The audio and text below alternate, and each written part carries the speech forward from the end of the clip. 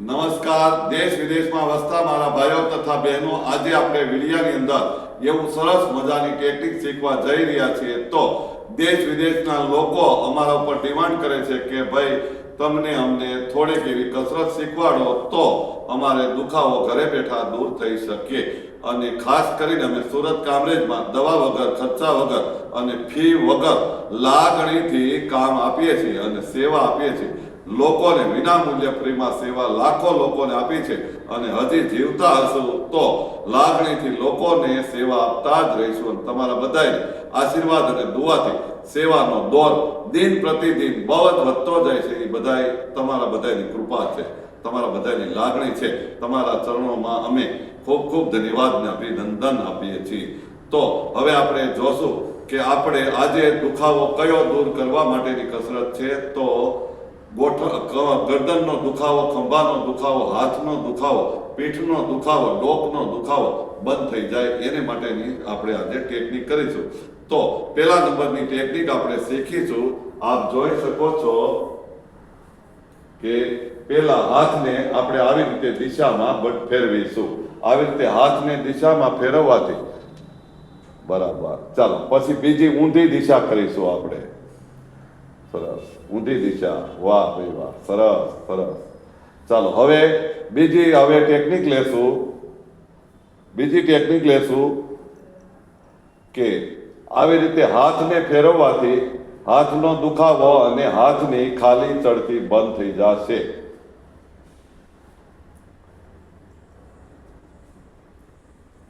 સરસ. ચાલો હવે બીજી ટેકનિક લેશું આપણે કે ગરદનને આમ ફેરવીશું. બરાબર. ચાલો ગરદનને આ બાજુ ફેરવીશું. એવું આપણે થોડી થોડી કસરત ઘરે કરીશું. ચાલો નીચે જોવાનું, એકદમ નીચે, પગના અંગૂઠા દેખાય ત્યાં સુધી નીચે જોવાનું. પછી ઉપર જોવાનું, આકાશ તરફ. જેટલું જ ખેંચાય એટલું ખેંચવાનું. તો બહુ જ ફાયદો થશે. અને કેટલા ફાયદા થશે હું અંતમાં તમને સંભળાવું છું. ચાલો હવે બીજા લોકોએ કરવા માટેની એક ટેકનિક બતાવું છું.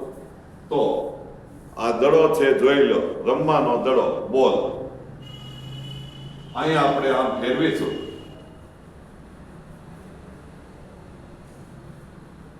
અહીંયા આપણે આમ દડાને ફેરવીશું અને આ બાજુ બધી બાજુ દડાને ફેરવીશું.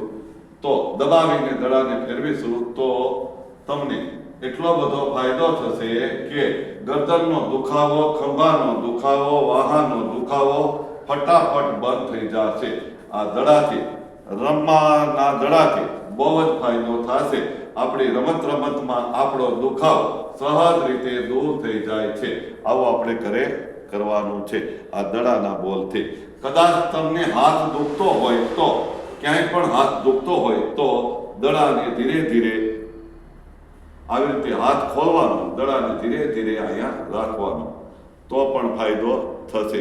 કદાચ ખંભો બહુ દુખે છે તો આવી રીતે અહીંયા દડો રાખી દેવાનો આપણા બગલમાં અને પછી આમ દબાવવાનું છે. બરાબર. તો ખૂબ જ ફાયદો થશે. આવું આપણે ઘરે બે હાથે આમ કરવાનું છે. આમ બરાબર, દડો રાખીને,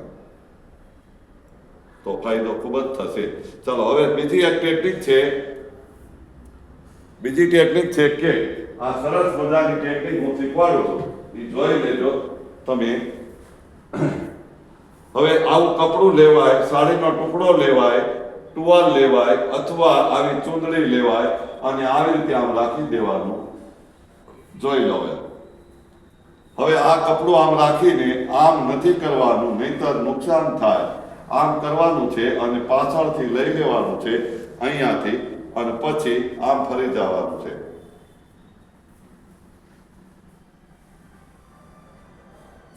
એક ગાંઠ મારી દેવાની અને પછી બીજી ગાંઠ મારતી વખતે વેલણ વચ્ચે રાખી દેવાનું. પછી ગાંઠ મારીને આપણે વેલણને ખેંચતું જવાનું અને વળ ચડાવતો જવાનું. આપ જોઈ શકો છો, શાંતિથી જોઈ લો. એટલે જેથી કરીને જે લોકોને આમાં કેટલા ફાયદા થાય છે હું હમણાં તમને સમજાવી દઉં છું. ચાલો હવે આપણે આ વેલણને અહીંયા આમ ભેળવી દેવાનું થોડીક વાર માટે, એટલે દર્દીને દુખાવો થોડોક લાગશે, જોઈ શકો છો. હવે આમાં આપણે ખાસ ધ્યાન રાખો, ફાયદો કેટલો થશે એ જોઈ લે. બધી કસરત મેં તમને બતાવી, એની બેનિફિટ ને ફાયદો સાંભળી લો.